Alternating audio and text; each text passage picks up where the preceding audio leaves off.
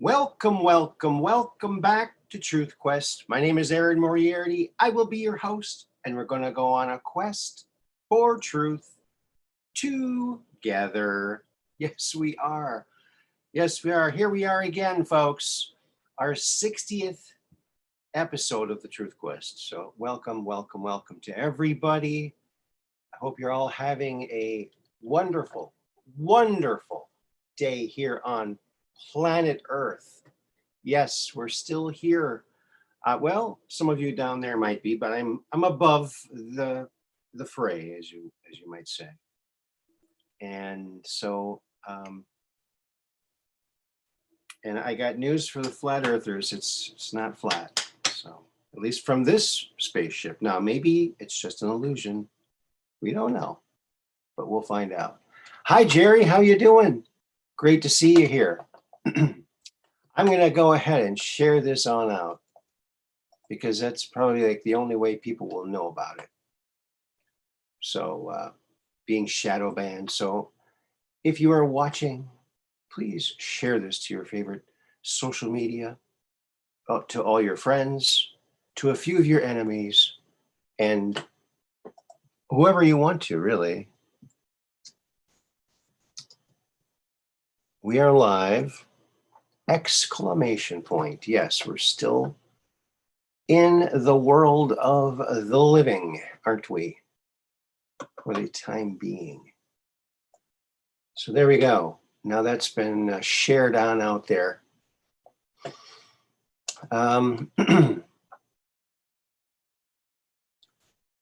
60. Wow. Yeah, you feel older. Yeah, I'm 59 and I'll be 60, I guess, next year. So, but that's okay. That's all right. I just take the two digits and add them together. So I'm like 14, 59, 14.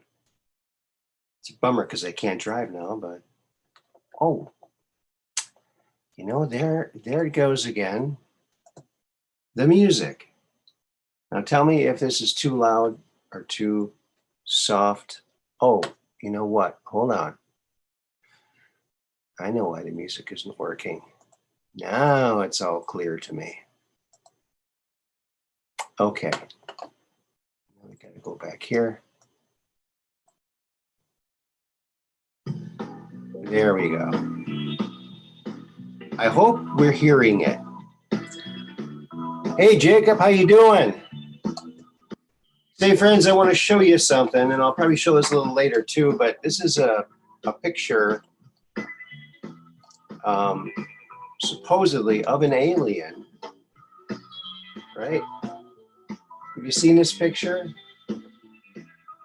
This was taken by, well, actually it appeared one day on a camera, one of like 3 alien selfies on a camera that went missing from the Stan Romanek household.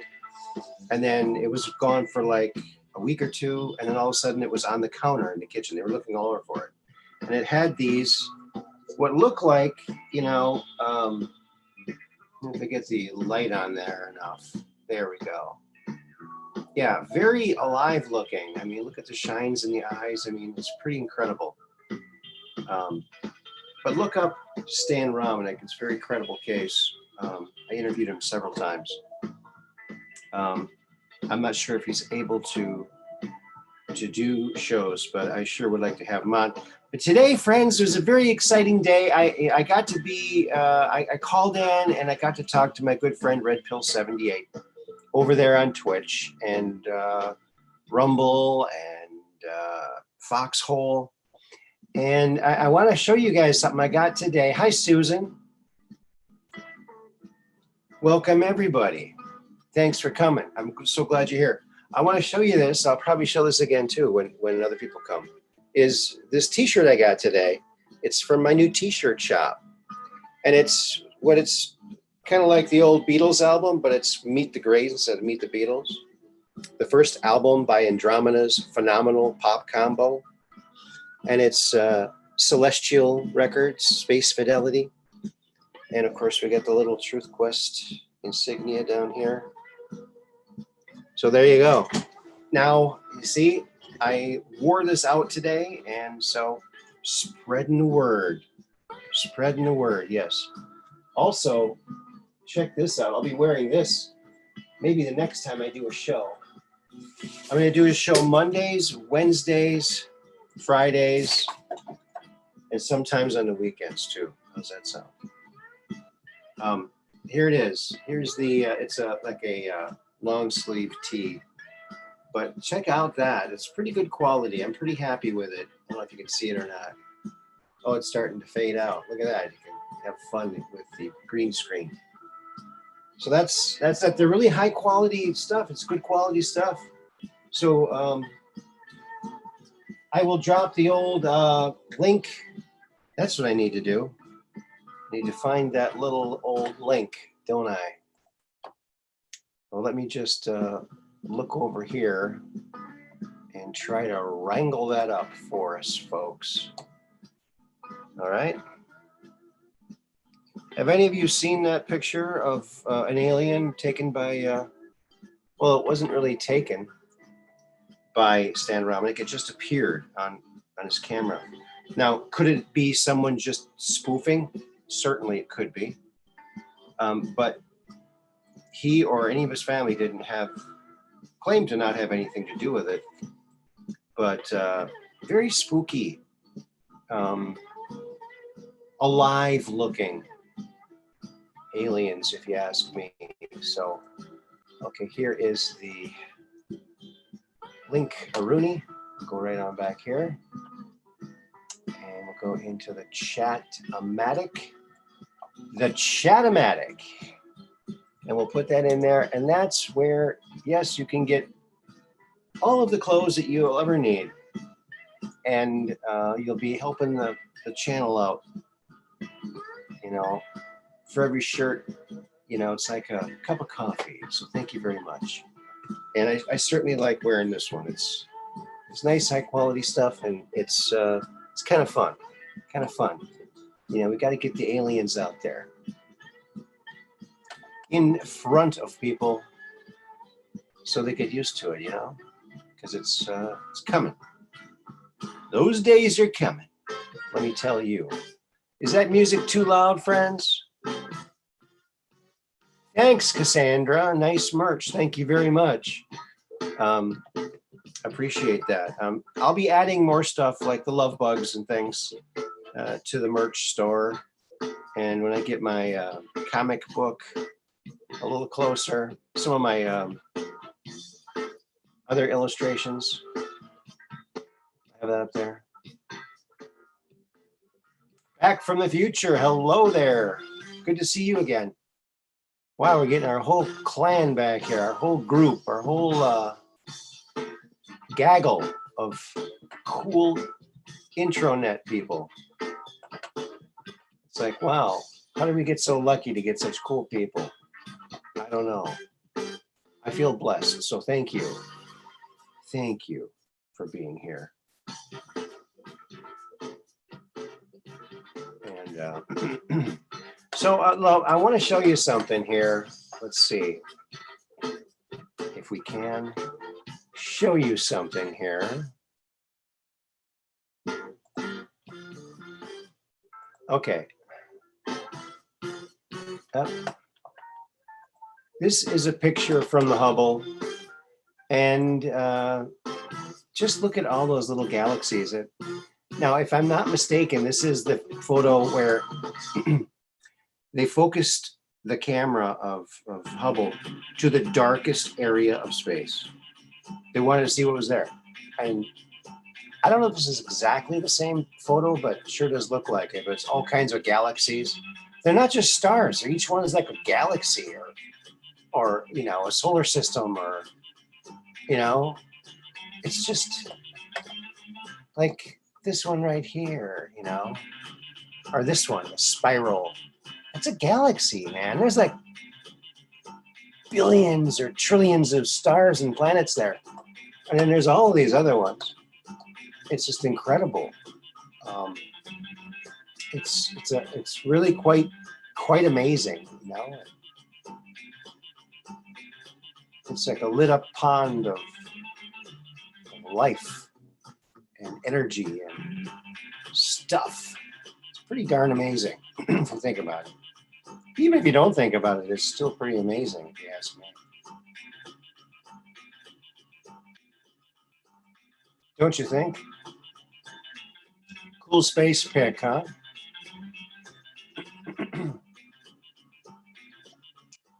Alrighty then. You know what?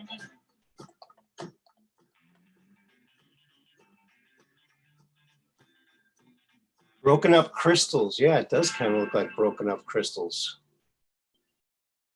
Yeah. I think it also probably looks a lot like the inside of our brains when all the neurons are flashing, you know, all the photons going off inside of our bodies. You know, I think that, you know, we are like everything out there is in us and everything in us is out there, sort of. And we're all like connected in some weird kind of way. Kind of bizarre, like we're all the same kind of soup or something. Yeah, he makes you feel small. Yeah, it sure does. Yeah. Good point, Jacob. Yeah, we're small, but so are ants. Ants are pretty small too, and they can make a difference. So can we.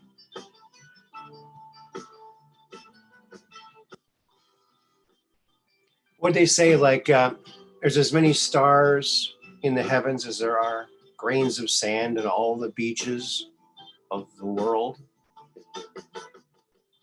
of all the worlds, maybe. You know,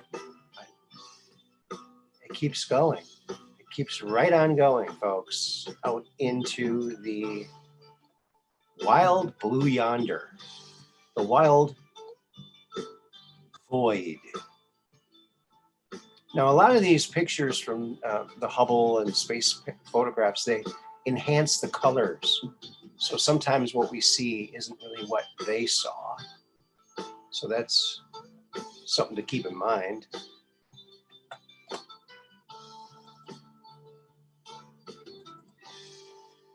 Okay.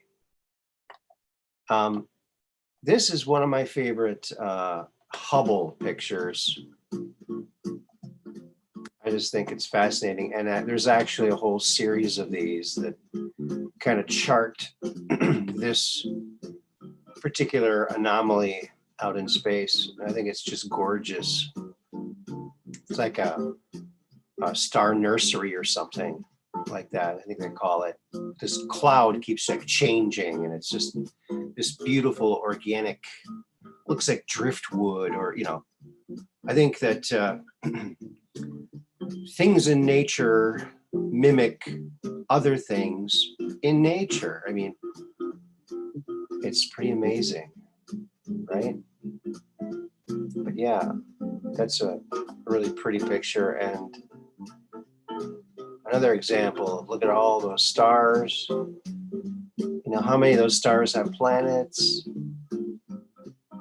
How cool would that be to look out and see that thing sitting there all the time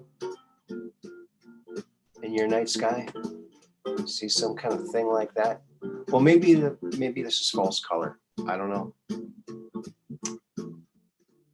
Hard to know. Hard to know. Maybe you have to go to the Hubble Space Telescope site, figure it all out there. But a lot of pictures out there. If you're curious, go on to the old intranet, look yourself up that Hubble, and why they have all kinds of, and you can download these, and you can, you know, you can wrap your car with this, you know, you can do what you want to with it. So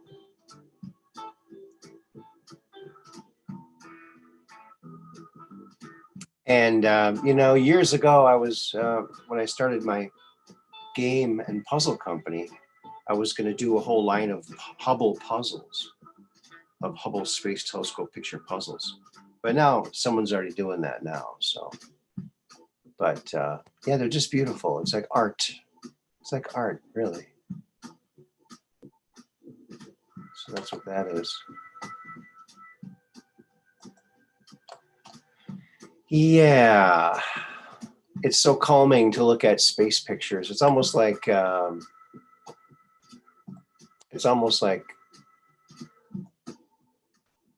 fish tank, right? Like looking at a fish tank. Now this isn't very big. Get it bigger here. Oh, it's kind of pixelated. Oh, never mind. I thought this was a higher res picture. All right.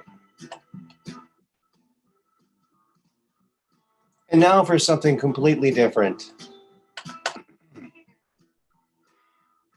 Yes, the dream car. There it is, the Batmobile. Yes, not one of the movie Batmobiles, the 1966 Batmobile. Yes, the coolest Batmobile. Wouldn't this be cool? It would be, you know, but you'd have to have the costume and you'd have to always be that Batman for Halloween every year if you had this car. I think that's a small price to pay to have a cool car like that. Don't you think? Incredible. Of course, George Barris gets credit for designing this car. However, the Ford Futura, I think it was 1955 or 58, Ford Futura, it was a concept car. And they built one prototype and they sold that prototype to George Barris for $1. And it had those windows, it had that front end, it had everything except it didn't have the cannons, it didn't have the siren on top. And it had kind of like fender skirts on it. So he widened the wheel wells. Of course, he painted it differently. But it's really like Ford Futura. But still a beautiful car. And boy, wouldn't that be something? Drive around in that thing. Talking about turning heads, eh? Would you folks like one of those cars? Would that be cool? That is a cool, cool car. Art is time and motion. That's right. That's a good one. That's a really good one. All right. All right. So yeah, aliens. Aliens. You know, a lot of people say they've seen aliens. I've never really seen an alien. I've seen unusual craft. However, I did not see who was operating those craft. But aliens always intrigued me. And it just feels like that they exist. I mean, there's just, to me, no way that they can't exist, right?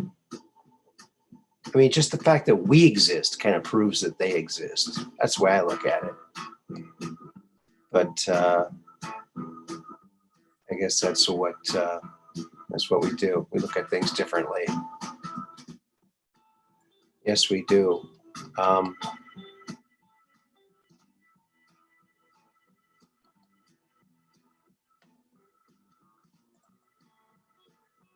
I don't know if any of you saw the video. I did 3 little videos about my brother's garage. And I have a brother who's a custom car builder and refurbisher. This is a car that he built and designed. It's called the Futura. It's a bubble top custom car. It's pretty darn cool. So yeah, if you're curious about custom cars like that, you want to see some amazing vehicles, check out on my channel. I got my brother's garage, which was like from 7 years ago. And then I just filmed another one just recently, two other short videos. So be sure to check those out.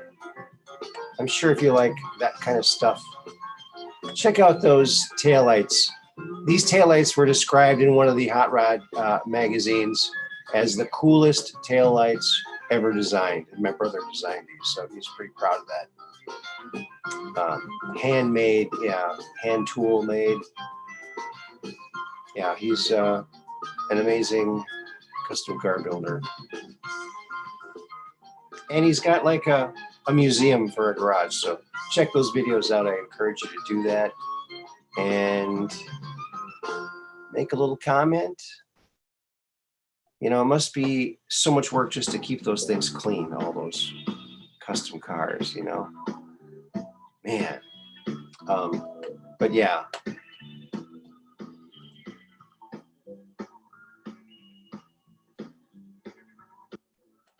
So, okay, you know, I think I'm gonna drop the link in. If someone wants to call in, they can, and we'll talk disclosure or whatever the heck else we're talking about. How does that sound? I think that does it.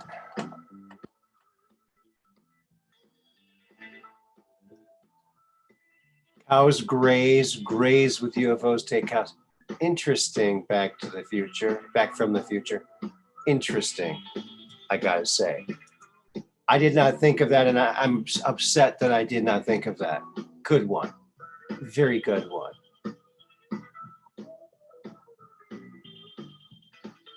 Yeah, the cows. Yeah. I hope it's, well, it can't be something good, because those cows they aren't very healthy when they find them. They're kind of like expired. I heard that they need some of those to make some kind of slurry that they use to sustain themselves with. I don't know. Or part of experiments, who knows? You know, it's kind of like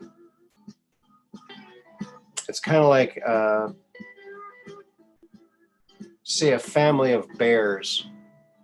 One of the bears gets tagged with a tranquilizer dart and tagged with the ear, and then later rejoins the group, the family, and what happened? Oh, I don't know, man. I woke up with this thing on my ear, you know. They're not gonna be able to figure it out, just like we can't figure them out. They can't figure us out, we can't figure them out. I don't know. You know, maybe we're like sea monkeys to them, right? Hey, Kelly George, welcome to the chat. Glad to see you here, everybody. And oh, I'm gonna hit the like. I'm gonna be number 6. I'm number 6. So like, share, subscribe. And also share on out this my merchandise. Here it is. I'll just grab it from up here in the chat part. Copy, paste. You know what? I don't know what I would do if I saw an alien. I think it would just kind of freak me out.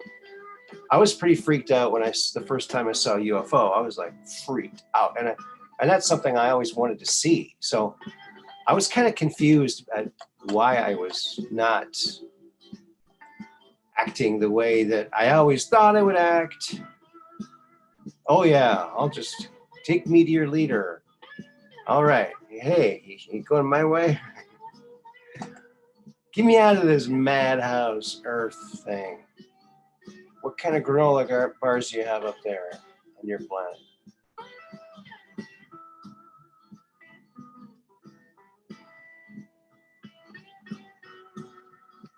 Okay, Cassandra asks, Aaron, do you believe that the Greys were us, humans, digressed on an alternate timeline coming into our time? I've heard that postulated, and you know, who knows, right? I mean, I don't know. I don't know. I would hope future humans would be handsomer than that. I don't know. I just think, I think it's highly unlikely because there's so many, if there's this much life here, there's got to be like scads of different kinds of life everywhere.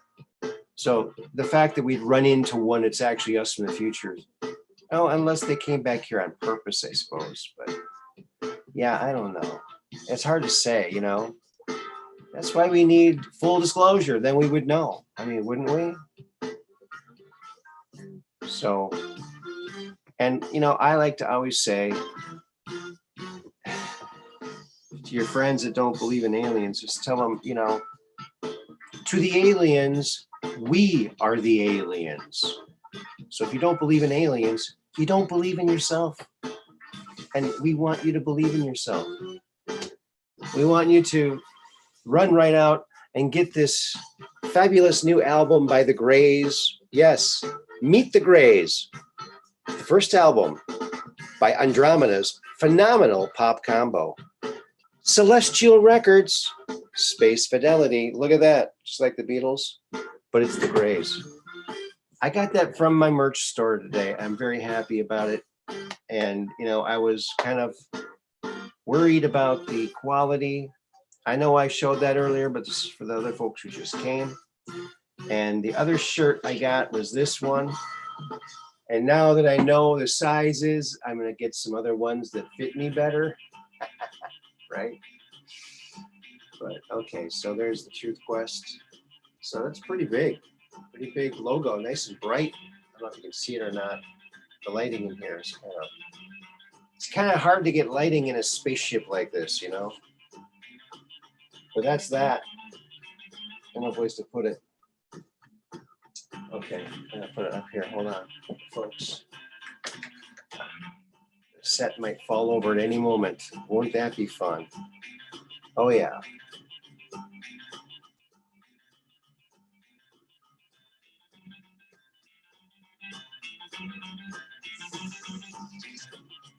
Yeah, I'm not merging with any kind of AI if I can help it, you know. If they sprinkle it in the air, do we have a choice? I mean, you know, hopefully we can get it out of us.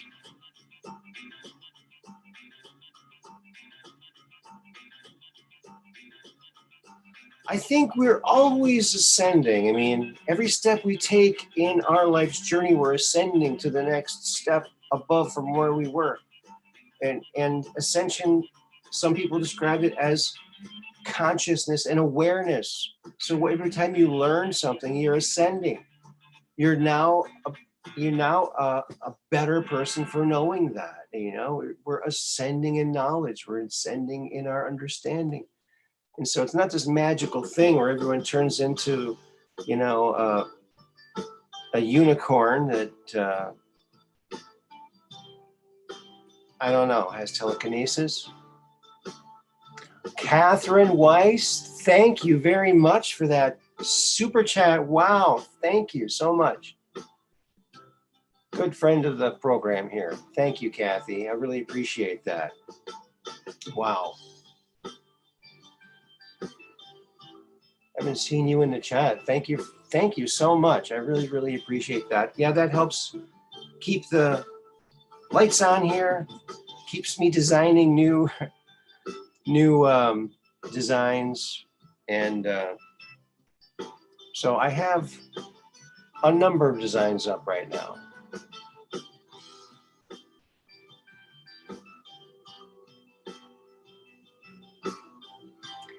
Okay, we are climbing the ladder to higher knowledge and understanding and love and DNA.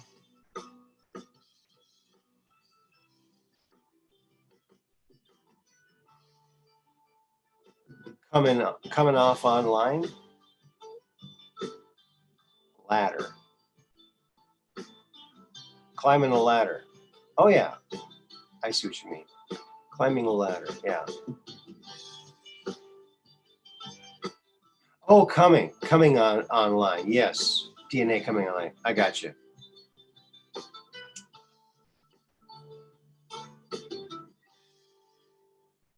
Yeah, when I type fast, I make lots of mistakes. Thank you, Catherine. Great show. No worry, no worry. You know, I remember, speaking of misspelling, this is pretty embarrassing. I was a young kid in grade school. I can't remember what grade it was, but the teacher said it was like first day of school. The teacher said, okay, take out a blank sheet of paper. It was spelling class. Okay, write your name at the top and write spelling at the top. I misspelled the word spelling. So when spell check came along, I was really happy. It's like, wow, that's pretty darn cool. Pretty cool. Yeah, so there I was, misspelling spelling. So I like spell check. That's my friend. I like that. But sometimes I'm typing so fast and you just want to get it out there and it just gets all kittywampus, right? There we go. And there you have it. Let's see here, friends. Oh, some of you might want to see this. It's another view of my brother's car, the Futurian. The fabulous Futurian. There it is. Oh, look at this. And it's in his living room, folks. Look at that thing. He hand sculpted the body. In fact, on top of that rear tire here, right here, you can see there's a number of pictures of the early stages. I think this is where the body was just, rough fiberglass and very sticky and very itchy at that point. And but the final product is quite amazing, I gotta say. And he's got so watch those videos. I encourage you if you're interested in very cool cars. I think this is a 215 Buick aluminum block engine blower on it. The front end, he wanted it very low to the ground, and it was not going to have any room for the spring to go up and down. So he made the spring go sideways, but it still goes up and down, but the spring goes sideways. So he engineered that. Incredible. Amazing. There's very few people making cool custom cars like this, and my brother's one of them. I'm very proud of my brother for making that very cool car. My brother Mark Moriarty. Reminds me of the Jetsons. Yeah. Neat car. Hi, Linda.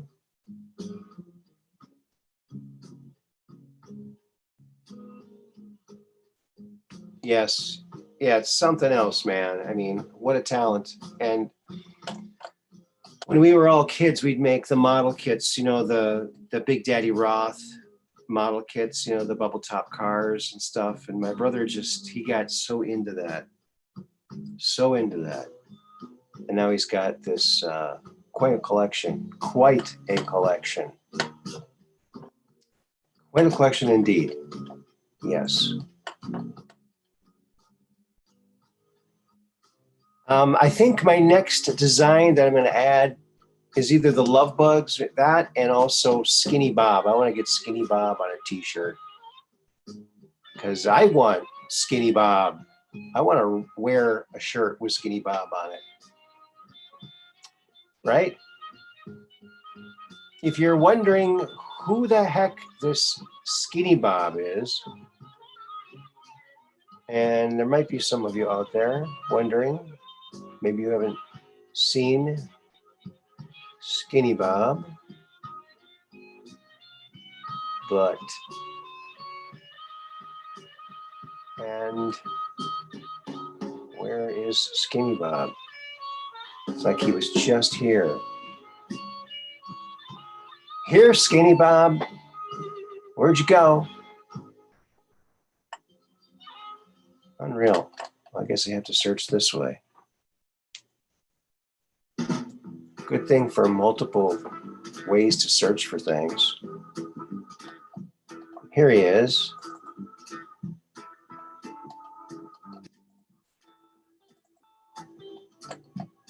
So, okay, we'll go to this.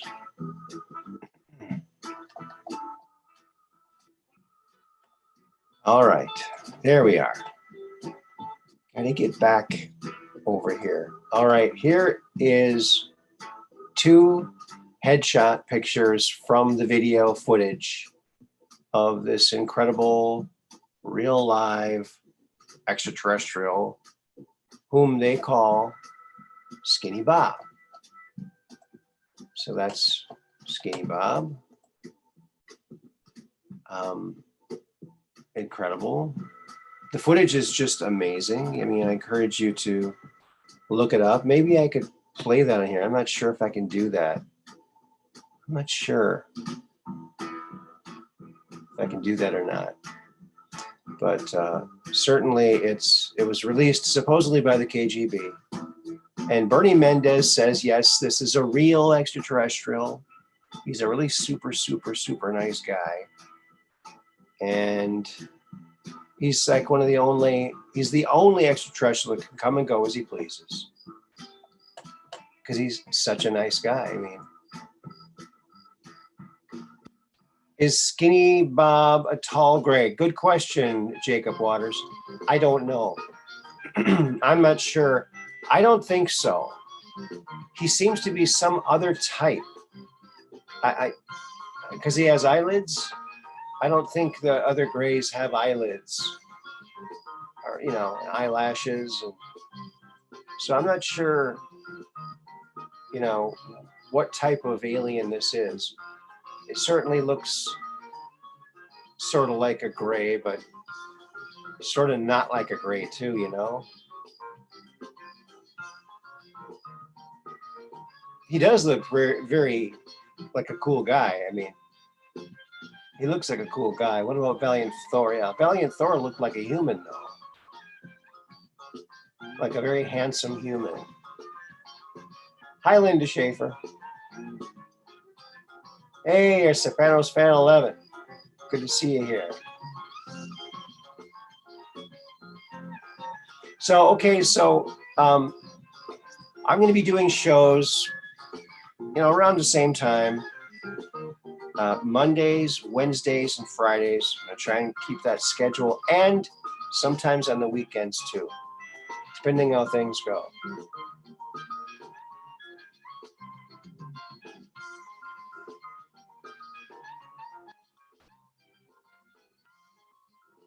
Oh, Linda says the grandson that when you describe him because he sounds like an ET.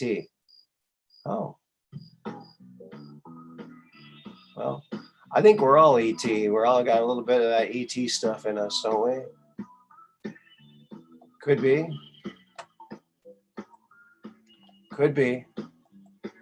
I think we're like, well, you know, as far as dog breeds go, they say the healthiest ones are the mutts. So I think there's hope for us yet. There's kind of like what he looks like standing up. You can see his hands. Look at these hands. I mean, it just looks like he's alive. I mean, this does not look fake to me. It looks real. Now, what I did here is I just kind of cleaned up the background. But this image is all original. Yeah, a real extraterrestrial. The footage looks like it's like from the 50s, maybe. I don't know. Bernie Mendez was in contact with Skinny Bob. I believe in the 60s and 70s, he was one of the very few people who could communicate with the extraterrestrials for the military.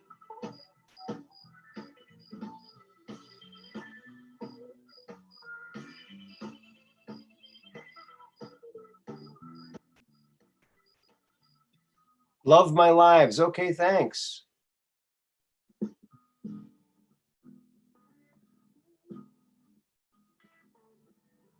Yeah, big eyes. Yeah, big eyes are interesting. I mean, you see an animal with big eyes, and it's always a very. That's why babies have bigger eyes, so you kind of pay more attention to them because they're cuter. You know, you'll keep a closer eye on them to protect them.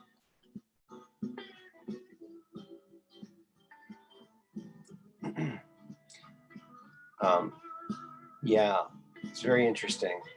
Very interesting. Yeah, Valiant Thor. The way I heard Valiant Thor, he was actually living at the Pentagon or near the Pentagon for a number of years as a consultant, supposedly from Venus, from the people of Venus that live underground in Venus and other places around Venus, I guess. Looks like he's been up all night. Yeah, he does look, yeah. Oh, they probably, you know, gave him some Pabst Blue Ribbon to try to get some secrets out of him, you know. He probably got a little tipsy. Maybe that's what happened to him. Skinny Bob here. No, probably not. But we're putting the call out to Skinny Bob because we want to have Skinny Bob coming on the show to do an interview. You know? Wouldn't that be fun?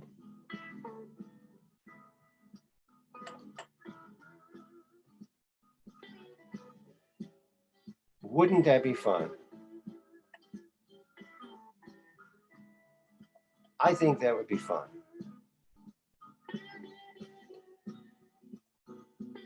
And this is what it would look like. It's like, all right, my next guest will be Skinny Bob. Welcome, Skinny Bob. All the way from Andromeda. Thanks for coming to the show, buddy. Really appreciate it. Oh, yeah. Telepathically, he says, thank you very much. Yeah, that would be a difficult one, wouldn't it? But I would still love to do it. So come on. Let's do an interview. Come on the show, buddy. You know? One galaxy, one people, right? Let's all get together. Peace, baby, peace. Peace in the galaxy.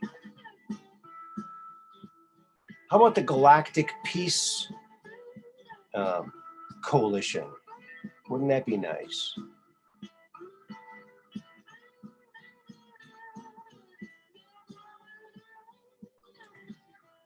Yeah, yeah. It's whenever you get into the habit of, or you know, the question, oh, is this race good or bad? Well, what would you say about humans? I mean, certainly not all good, certainly not all bad. Kind of a mixed hat. So I think other races, possibly. Oh, I said Pabst Blue Ribbon because it's like they probably use the cheapest beer they could find, you know, or Blatz, right?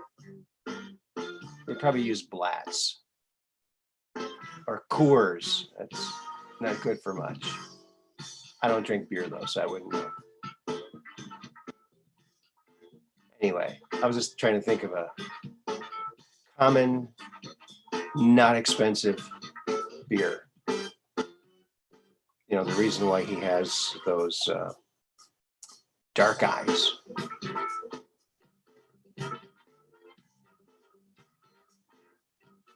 A minority race. Well, you know, but there again, no matter what kind of creature you are, from whatever planet you're from, you are an immortal spiritual being. And that's what's animating your body, is this non-planet, non-universe entity that's your spirit, your soul, your immortal spiritual being. It animates you. And yeah.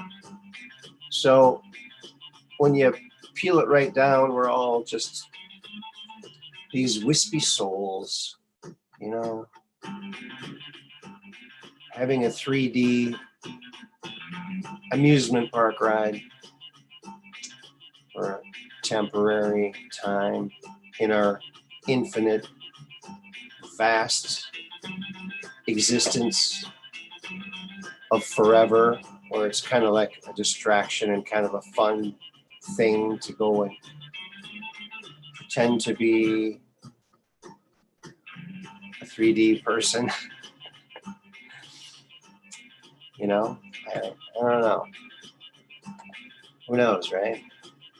The answers will come one at a time, and not necessarily in the order we expect them, right?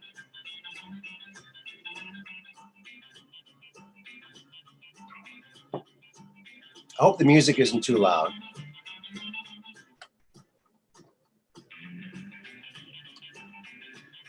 All right. You know what?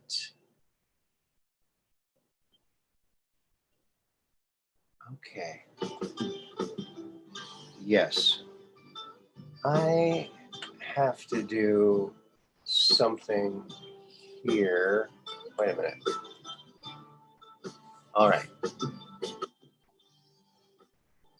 I like this song. This song's pretty cool. All right, let's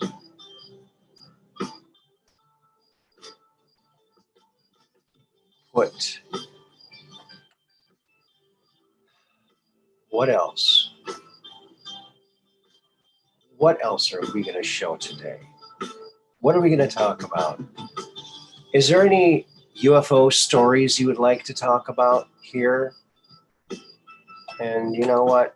Oh, we got 2 participants. I'm not even looking. I'm going to let this guy in right now. Jacob Waters. Jake Ryan Waters. Go check him out. He does awesome shows. And welcome, Jake. Hey, Aaron. How are we doing tonight? If I was doing any better, I'd be you. No, I never believe that, but I appreciate that. It's always true. Always true. I'm going to turn the music down a little bit. Okay. So what's new in Jacob Waters' world? Oh, always a fun time. Currently banned or suspended from YouTube posting, and Really? oh yeah, we talked about a current pandemic that's going on, and I understand the guidelines that we crossed. Okay. Oh, I'm sorry to hear that. Yeah, but you know, it's something. We're in the appeals process for it, but Oh, good. you know, just navigating the platform we're on.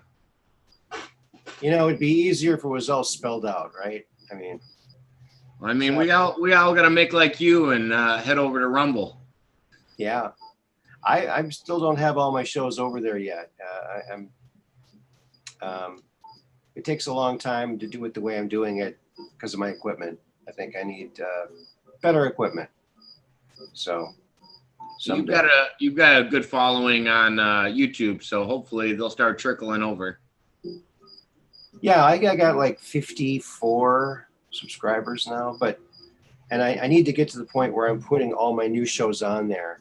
I'm not caught up for putting them. I'm putting them in sequentially, so it's still taking a while. takes a long time to download these long shows, you know. Oh yeah, no, the processing on a 3 to 5 hour show is insane. I know. They should just, you know, maybe they should just, to make it quicker and less memory, maybe they should just do what, you know, trail cams do and just take a shot every 5 seconds. Oh yeah, then people would complain that it was too laggy or something.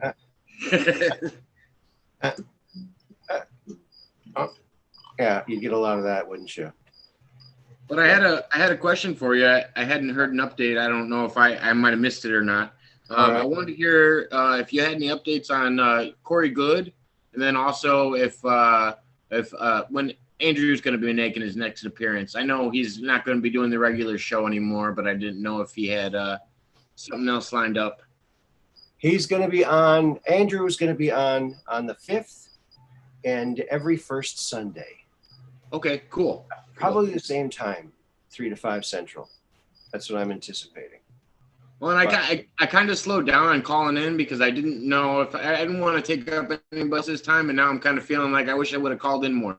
I have 1,000 questions for Andy all the time, and I it's too bad. I apologize in general for everybody that missed out on the show because of it.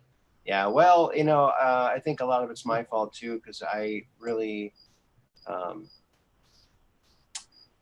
I'm not really a good marketer intranet wise. So I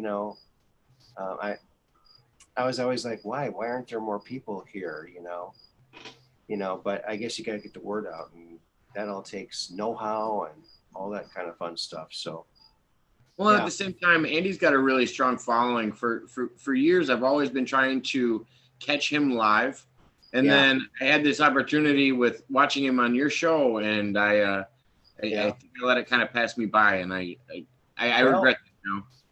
Well, no regrets, because you know why? Because we actually got to experience it. So true, very true. And you know, I've known Andy for quite a long time, and when he was running for president in 2016, 2015, he was really accessible. I mean, you could chat with him on Facebook. Yeah. And that's how I first met Andy. He actually responded to my messages in his Facebook, and we had a long conversation. He explained to me how he felt about a lot of things. Like, I've never seen that patience from somebody. I know it. And it was amazing. He'd repeat the same thing over and over because people had the same questions. We had the patience of, I don't know who, but so once he does get his vision back restored, he's going to be doing that again, you know, be very, very accessible. I would imagine, especially if he's running for office again. What do you think of my shirt? What do you think of the shirt? I thought it was awesome. So I was looking at some of the merch on the site, and I was looking at the tank top. I'm like, Aaron made this just for me. I need one of these tank tops. Really? Which one? Any of them. I like the cut that's on the tank top on the arms, because everybody makes the tank tops different. I just like the style that they're cut at. Oh, okay. Yeah. I don't have any tank tops. Maybe that's my problem. Maybe I need tank tops. No, I saw them on your page. They had them listed. I know, but I don't have any personally. Oh, okay, gotcha. Right. But you know, when I was making the store, I thought, yeah, those are cool. I used to wear them all the time, you know, when I was younger. I haven't. I'm outside landscaping all the time, so I gotta have something breathable. Oh, landscaping. That's what I call it. Yes, exactly. Well, I was also going to ask, how's the process with Andy incorporating his glasses in more? Is he able to work with them a little bit better now? Well,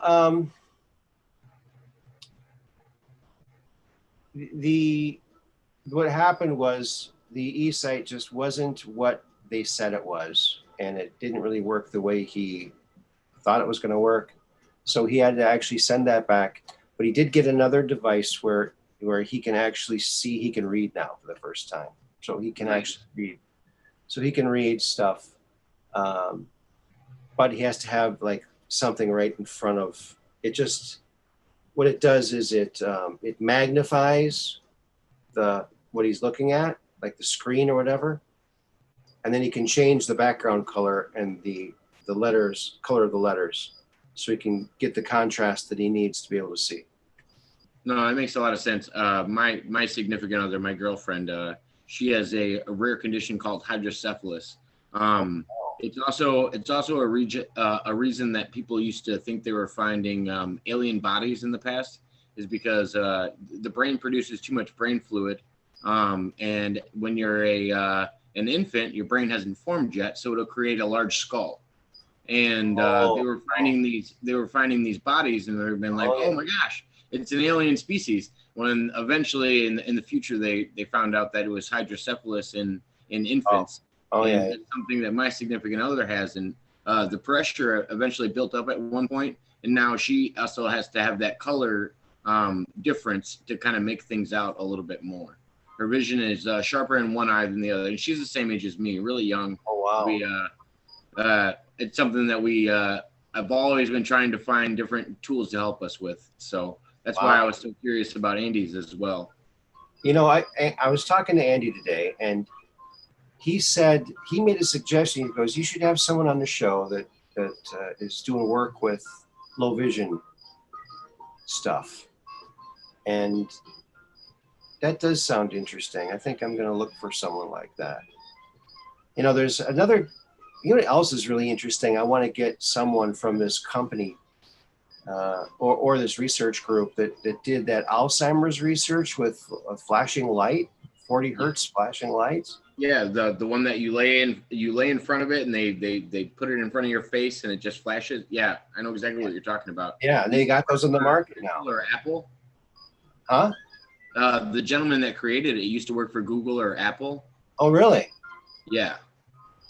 Okay, I'll have to look into that because I just saw a little bit on it, but I saw the research, and I played that on one of my shows from a couple of years ago, where they did mice, and they restored the mice's memories by flashing this frequency, because the particles in your brain that clean up your memory, that keep your memory going, they're signaled by flashing light inside your brain, because your brain's flashing.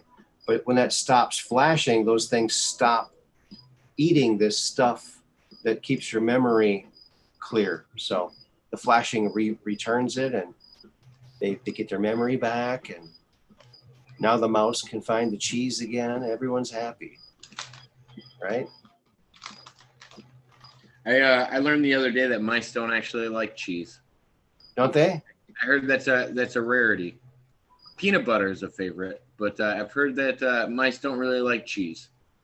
Yeah. I thought that was interesting. Well, they do know that mice like peanut butter, because they found a little encampment where they were actually grinding their own peanut butter. They were making their own. They like it so much. I like that. Wouldn't that be funny? Oh yeah. It's like, wow. Underground community of mice working together. Yeah. We're getting less and less special every day, humans. Look at the Meister. I love that one. You've probably seen it. It's like a CGI video of a mouse. It looks like a real mouse, and he gets trapped in a trap, and he's grabbed his thing, and he starts like it's building his muscles, and he gets out of it, out of the trap. You see that? I haven't seen that one, but I could see the image when you're doing it. He's lifting weights stronger until he can escape. Yeah, it's really kind of cool, you know. I hate catching mice, you know. It's very sad, you know. I have trapped them and let them go. That has a lot of pythons that he breeds specialty pythons, and so yeah, he also has a regular stock of mice and rats. So what color is a python? Because there's a big snake. He's like about that big around and really, really long, and it's yellow. There's yellow pythons too.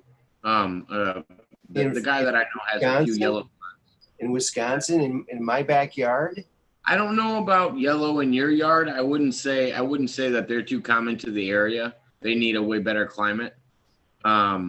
Stuff in your area and my area as well are usually like gosh, now they're slipping my mind. Corn snakes. There's another one that goes in the water a lot. I can't think of it right now. Gosh. Water moccasin? Water moccasins are common, yes. And there's a few others, but not really yellow ones. I don't know what that would be. I mean, water moccasins, how did they get that name? I mean, did some Indian kill one and just put it on his foot like a sock or something? Or like a moccasin? Well, the other one that's common in our area is the fox snake.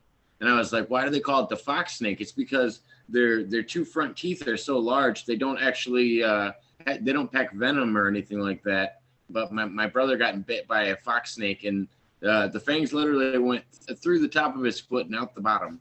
Oh my God. Peroxide in the top and bubbles were coming out of the bottom. Oh my God. Trying to get it cleaned up. Youch. Oh yeah. There was a snake in my front yard. It looked like a rattlesnake, but it had like a smaller head, and it wasn't a rattlesnake, but I've seen those too. I'm not sure what variety they are, and they're actually somewhat aggressive. Yeah. Yeah. I was trying to get him to get out of my yard and shoo him away, and he just kept coming back. It's like, he lives in my hedges now, as far as I know. I mean, yeah, no, I found one of those snakes under a rock one time at the place we go camping at, and somebody tried to convince me it was a gardener snake, and I was like, this is not a gardener snake. Like, the patterns are not the same. It almost had like diamonds on it. Those and it had like a gray pattern with brown. Ooh, and I mean, this is Illinois, but at the same time, I knew it wasn't a rattlesnake, but it was somewhat aggressive. It was kind of snippy when you met with them, and yeah, no, I've always been a big snake lover. I think I got a picture of that snake if you want me to look at for it. Gosh, where might that be? Which brings me to the other thing I didn't get to let you know about. The reason I'm a snake lover is because of Jake the Snake Robinson. I had Terry Hopper on the other day. We did our first interview. We did a 2-hour interview and got to talk about some classic wrestling and awesome. Being a referee. And awesome. Yeah, it was a lot of fun. Cool.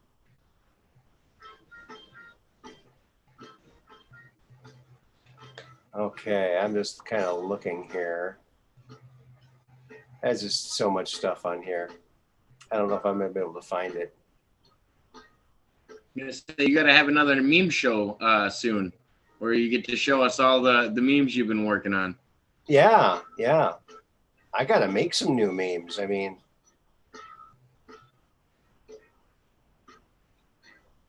this one's from 1972, but I'm just not going to show that one, I don't think. Yeah, this is one of my favorite memes. It highlights, one of my greatest scientific discoveries, not to brag, but, I'm pretty sure I'm going to be written up in scientific journals because of this. Where is my little button here? Screen share. I know what's coming. You think you know what's coming? Yeah. The older the joke, the bigger the buildup. Yes, folks, the mystery has been solved. I was wrong. I thought Invisimask. Oh, Invisimask. I'm not gonna lie. I thought that's why you're gonna be in the Science Journal. No, this is the amazing discovery. I mean, look. It solves 2 mysteries. Where did Beavis go, and who the heck is this Atacama being? Boom. Funny how 2 mysteries just solve each other like that. But I like to point out, like from the ankle to the knee, look at that. It's almost identical. One is the grin too, the long smile. Yeah. I mean, this one goes up, but I think that's because his neck is turned, It's the same length. I think it's the same teeth. One's relaxed and the other one's not. Same slanty, weird eyes. Probably had eyebrows like that. He probably had hair like that, He probably was wearing a Death Rock t-shirt too, like that. I bet. Well, and it makes you imagine that Beavis's head goes into his hair a little bit. It's a little taller. Yeah. He's got like a built-in mohawk there. If he ever goes bald, he'll have a built-in mohawk up here. That's why he has the bouffant going on. Oops. There it is. That's a lot of fun. You got to have fun with these memes, you know, with your scientific discoveries, right? Exactly. Well, that was the other the other question I had for you was, what's the update on Corey? Are you guys going to be doing something here in the future? Yes, yes. I'm going to be probably talking to him or his people. I've definitely talked to his people this coming week, maybe even this weekend, because I was supposed to do an interview with him before his Ascension meetup thing that he did out there in Colorado Springs, but things just got too busy for him, and he wanted to wait till after. So I believe it's done now, or wrapping up. So a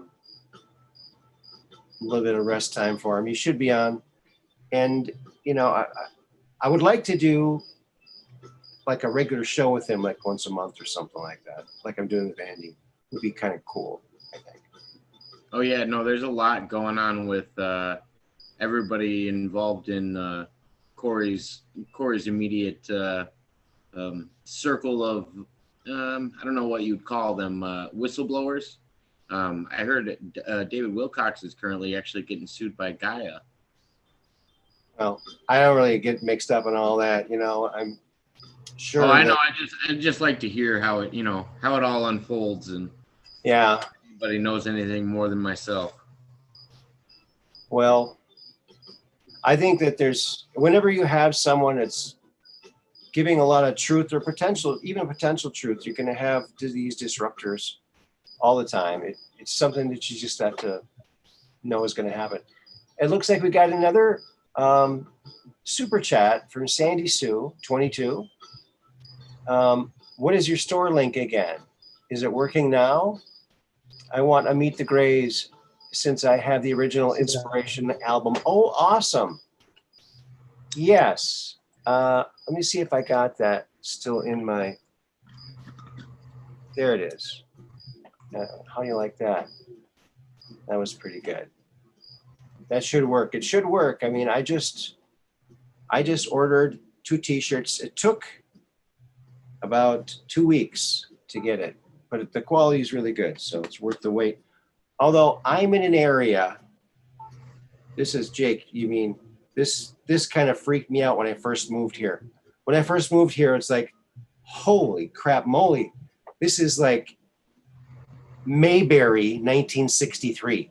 It's really what it is up here. And north of here, there's no chain stores, so it's like really a trip in the past. Oh, and so yeah, when I first moved up here, it was like, and I was discovering all these things about Door County.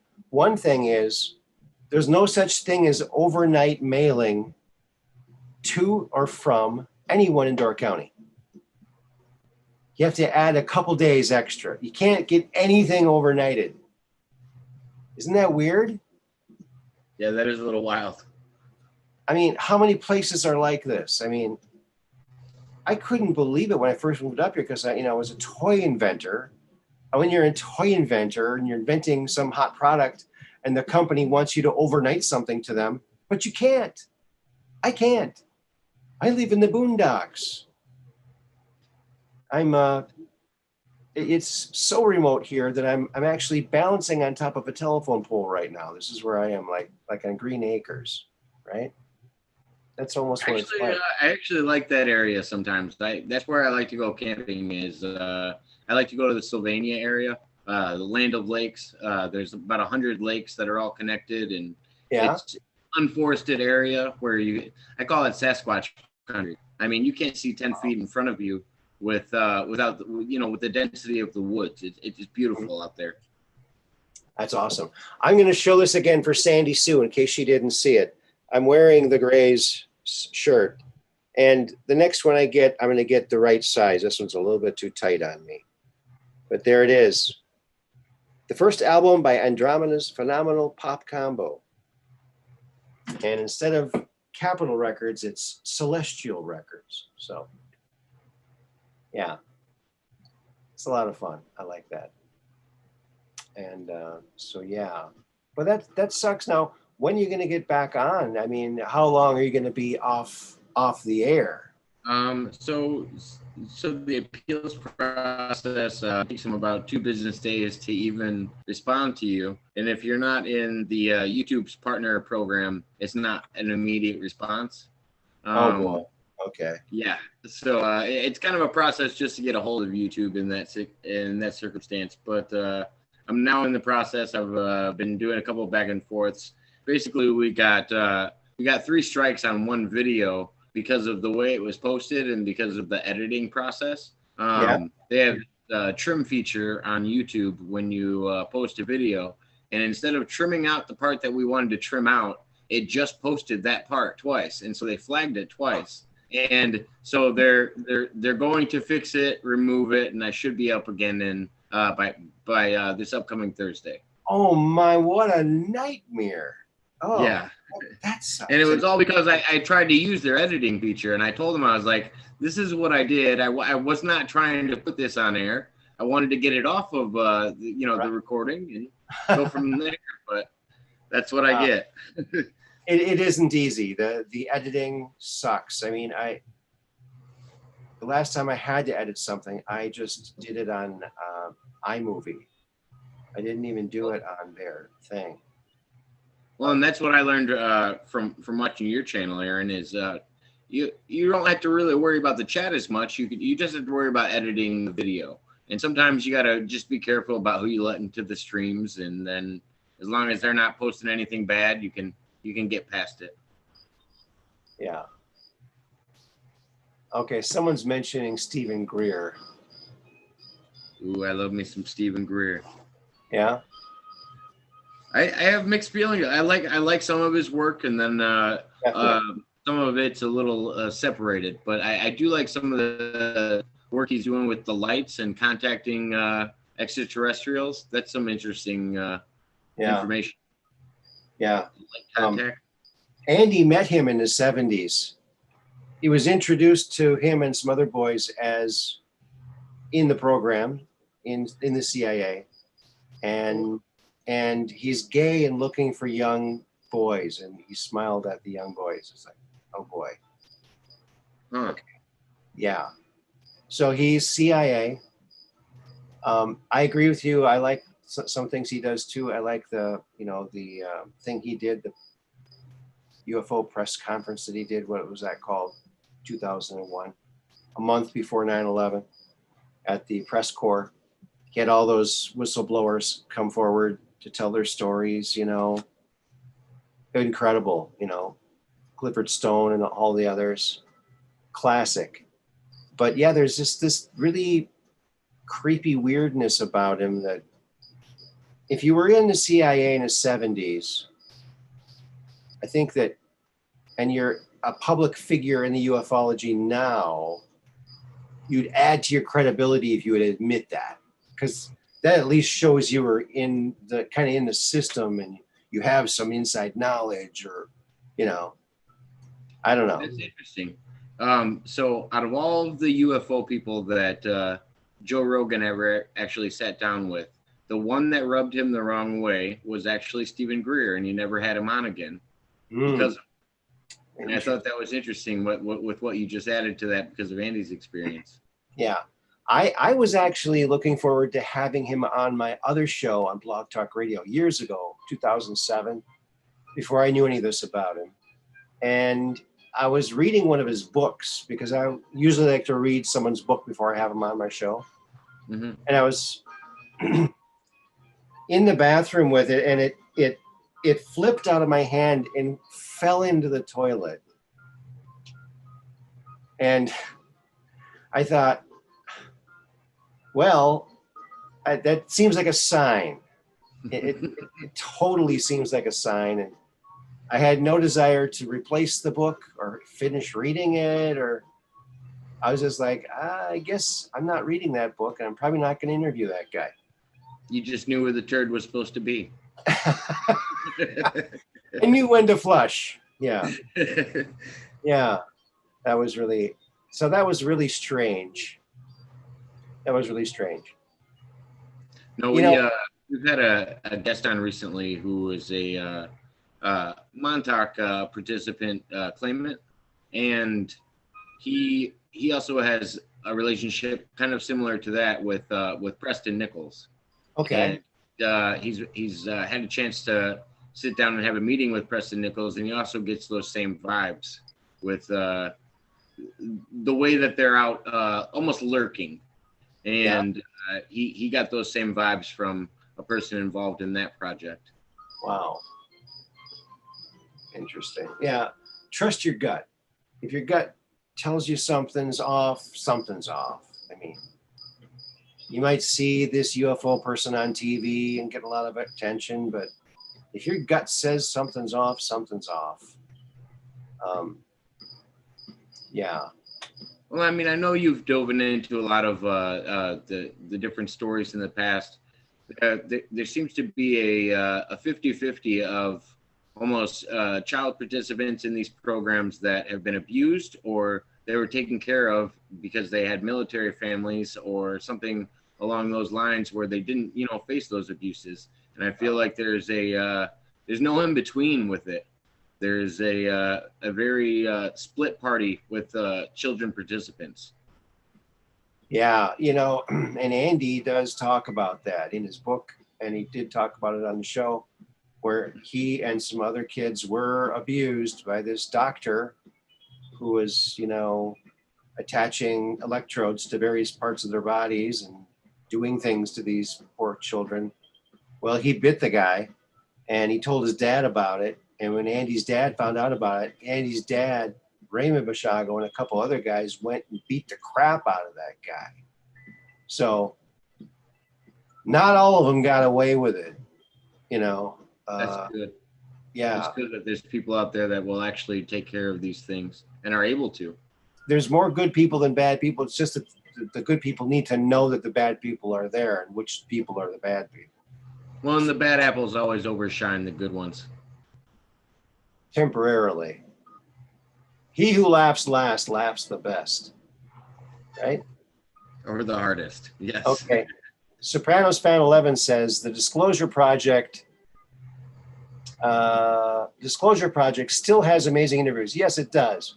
Witnesses, though for me, it's more about them than Stephen Greer. You're right. But Stephen Greer did put it together. And even though I have mixed feelings about him, I'll give him credit for doing that. It's a fantastic thing that he did. I think that it advanced the whole thing. And it sparked other things to happen. For instance, another person I interviewed, I'm trying to get an interview again with, is Leslie Kane. She's been doing the circuit lately too. She wrote a book, UFOs, pilots, engineers, government officials go on the record. And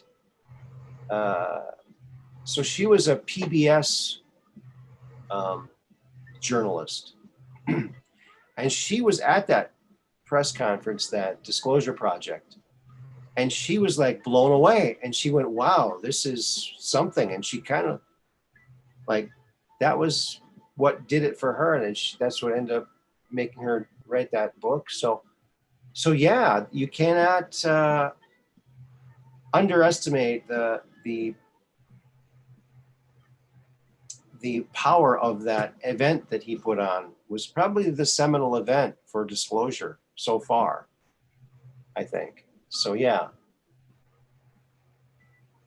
But that's what we need to remember. And that's a good thing you brought that up, Soprano Fan 11, is it's so easy to attack the messenger.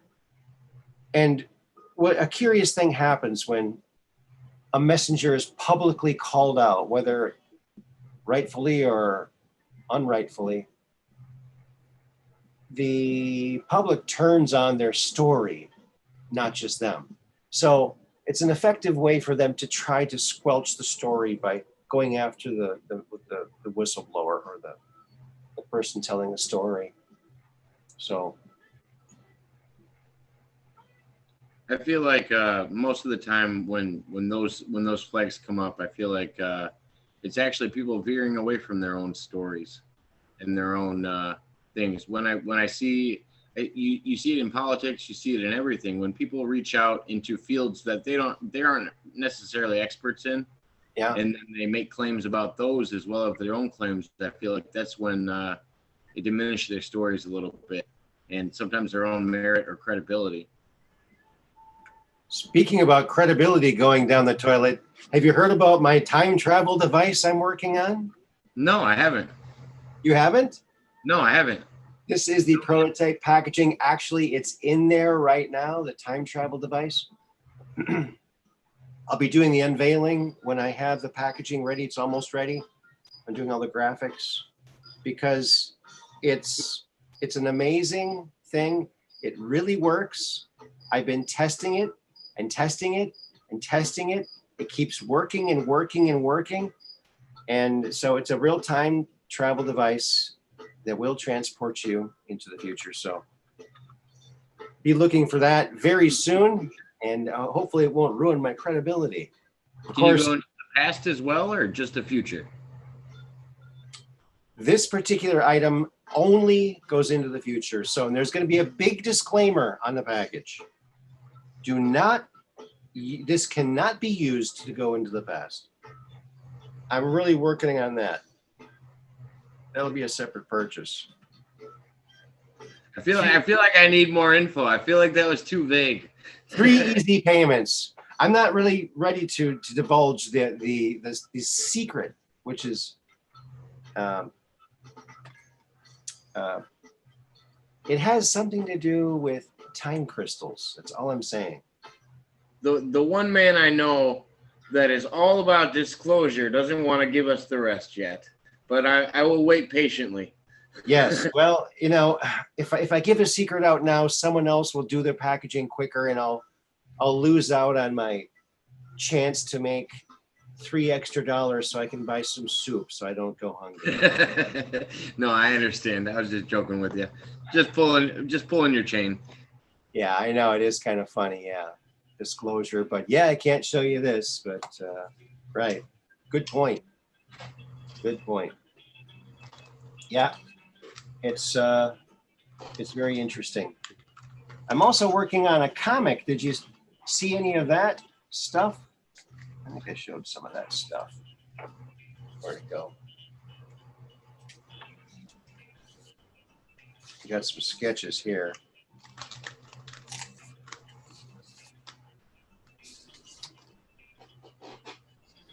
Let's see. All right, here's a sketch. Check this out.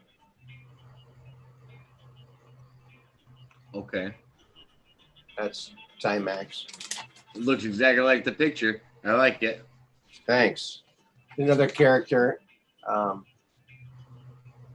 in the story. Another time traveling character. This is a girl in the story. So she's going to be in the story. And this guy, Slither, he's kind of a wicked reptilian, mean, super mean guy. So that's working on that.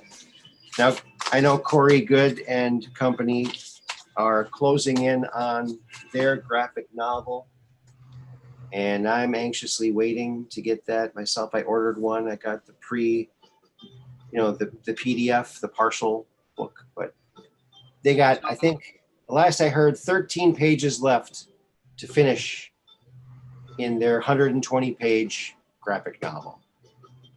So it's taken them a few years to do this. They had to restart all over because one of their writers quit and he wouldn't let them use the story. So they had to get a new writer and redraw a bunch of stuff. And wow. So it's been, but the story's better now. It's actually a better story. It flows better. And the art's just fantastic. It's unbelievable. So that's what's kind of inspiring me to get my thing going here, which I've been working on for a while.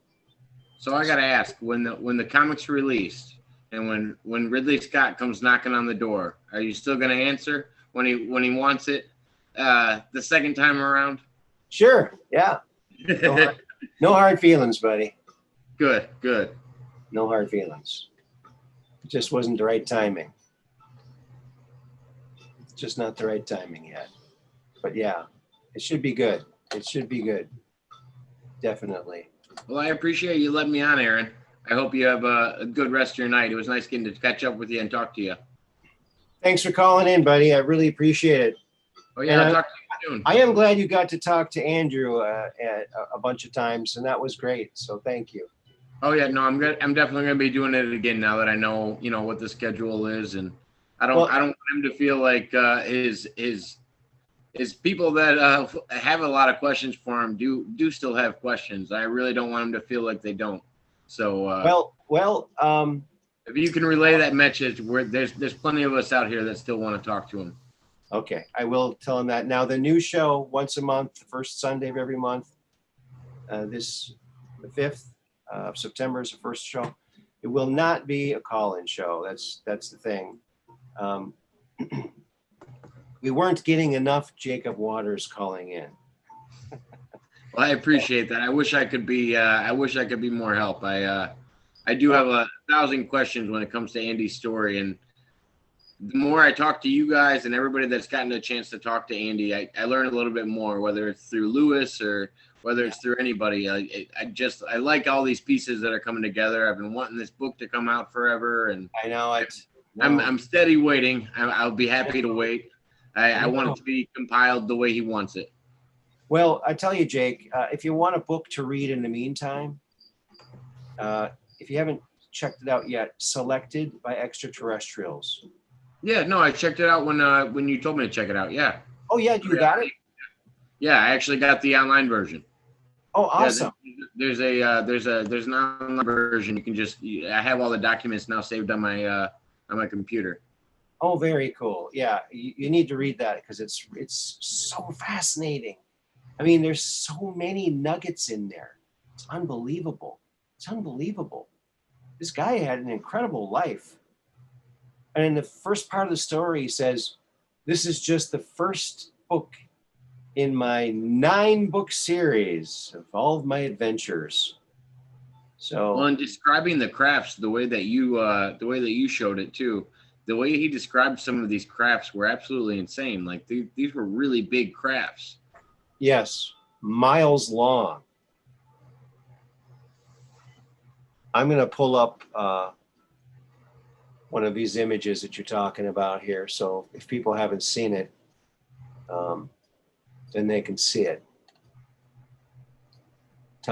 William Tompkins.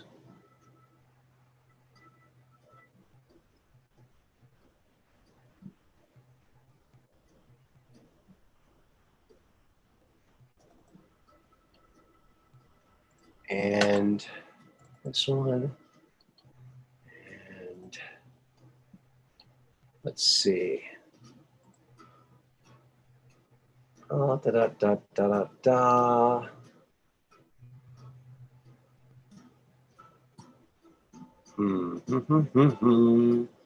So you don't know when you're going to be back on yet, right? I believe the date is going to be Thursday of next week, and we might come back with the Pen of Perspective. That might be our first coming back episode. We've actually recorded 3 since we've been off air, so we're actually going to release a few when we come back on. Oh wow, that's great. Hey, you have a little planning time now. Idle hands, exactly. Idle hands. Yeah, that's what my brother says about his collection of cars and memorabilia. He says this is 30 years of unsupervised purchases. I saw some of those videos. Some of those cars are absolutely beautiful. He does some great work. It's incredible. I'm constantly just blown away by it. Just blown away. Yeah, how come that's not showing up? Well, here is a close-up of the cargo of the bay of one of these miles-long craft.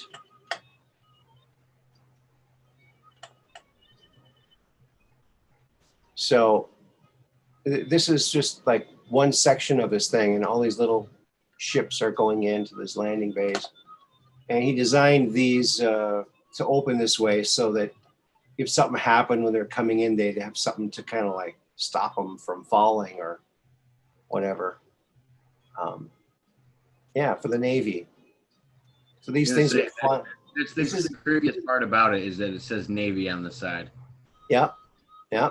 He made them for the Navy.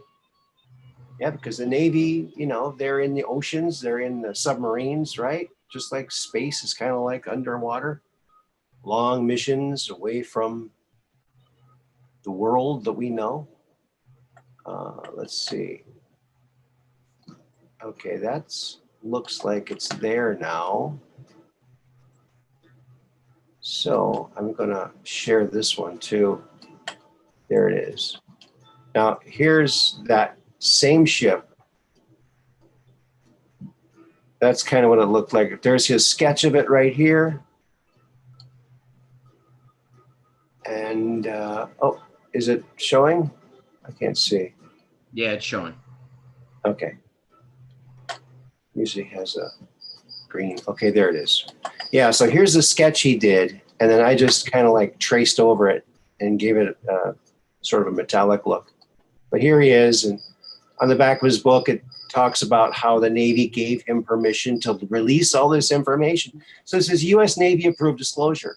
This is like amazing. So these things have been flying around since 1980, all throughout our solar system and beyond. It's just incredible. So yeah, folks, get that book. That book should be a movie. They should make it into a movie because it's incredible, the stuff that he talks about, the stuff that he did. What a life he had. We're so lucky that he came out and wrote that book before he passed away. We're lucky. They did put together the second volume, volume 2, after he passed away. Apparently he was working on it, but it's not nearly as thick as the first book. And it has some repeat stuff in it from the first book. So it's nice to have something more, but the first book is still the book to have, definitely. So yeah, great book. The problem with great books is I always want to like share them and lend them out, and then I never get them back. It's like, yeah, exactly. I was having that same discussion the other day with tools. It doesn't matter what it is. Sometimes whenever you let somebody borrow something that's a little more valuable to you than you think. Yeah, sure, you can borrow it. Let me check. Let me attach this chain to it. Yes. But I actually got to hop off, but I wanted to ask you before I go, and I want you to answer offline if you get the chance. What are your thoughts, because I don't think I've ever heard this, on the Black Knight satellite? Black Knight satellite? Yeah. Well, as I'm departing, I will talk to you soon, though. Okay, thank you. Thank you. Care. Black Knight satellite. Yes, you people might have heard about the Black Knight satellite. Is something that supposedly has been going around the planet for eons. I have a cricket in here. I wonder if Buddy Holly's in here too. But yeah, the Black Knight. It kind of looks like a blanket, or I don't know. Is it a satellite, or is it some kind of fabric-y thing that's just frozen, or? But it's been there for thousands of years, so it's really quite an enigma. I mean, I'm sure that the secret space program, the advanced military space programs that we know exist, have probably analyzed this thing. I'm sure they can get some readings from it to see if it's emitting anything. So I'm sure there's something that's known about it. We just need to get a whistleblower or two to come forward and let us know about it, if that's the case.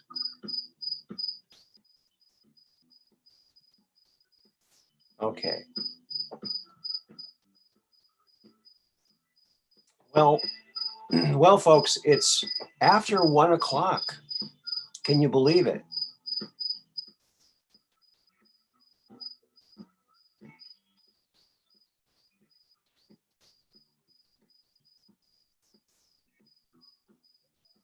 Oh, you can hear the crickets, Sandy. Yeah, I did catch one cricket yesterday, and I caught him in a little Tupperware thing, and I put him outside, and so he must have found his way back in, or there's his buddy. I think he had his buddy here. So yeah, and that's actually how the crickets got their name, according to legend. They recorded in a barn, and they made some recordings in a barn. And at the end of one of the recordings, you could hear the crickets. And the record company said, "What's that in the background?"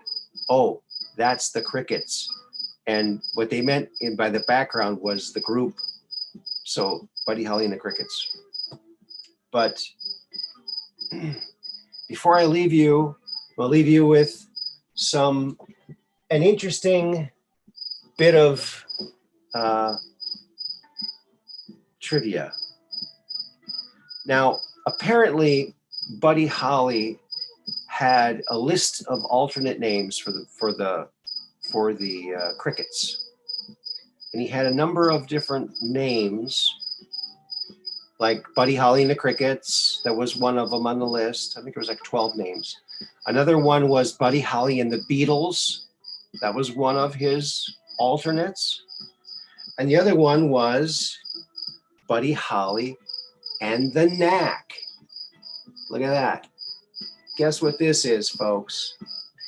This is a concert t-shirt that I never wore, that I got at the Knack concert that I went to. I believe 1979 at the Guthrie Theater in Minneapolis, the old Guthrie Theater that doesn't exist anymore. But there it is. I never wore it. I don't think it'll even fit me now, but the Knack. But yeah, Buddy Holly and the Knack, that was another one of the alternate names. Isn't that interdasting? And also, friends, oh, can I get this over here? Check out my merch shop. It's Store Frontier, Truth Quest. This is one of the fabulous designs. They got great printing, great quality garments. You'll love them. And that's showing support for the show, and I'd be very grateful if you did that.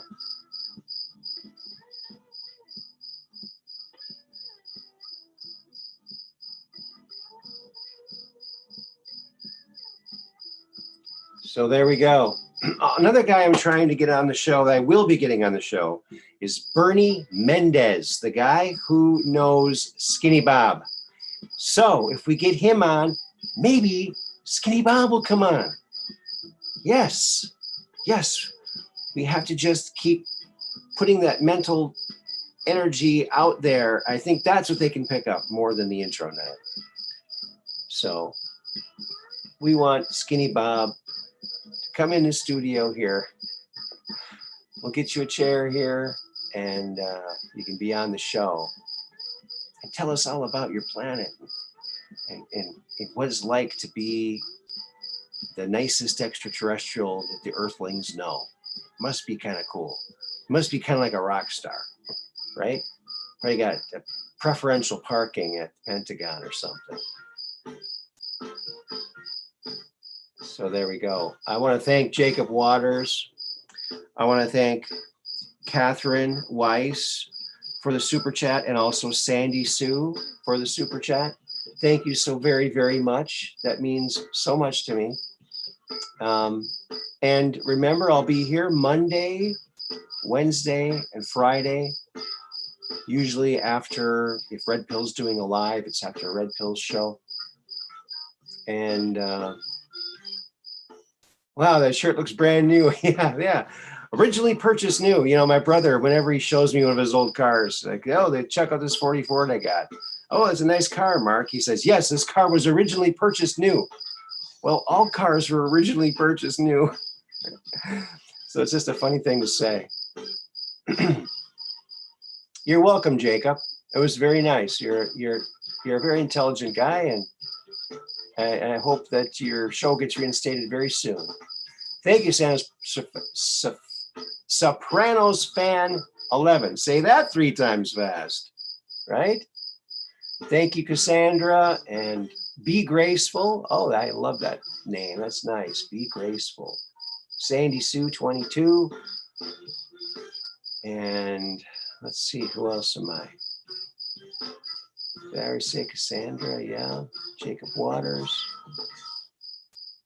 If I'm forgetting anybody, I very much sorry.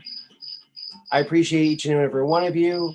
Thank you for sharing, liking, subscribing. Tell all your friends. And thank you again for the super chats. Until next time, keep looking up, keep looking at the stars, and peace in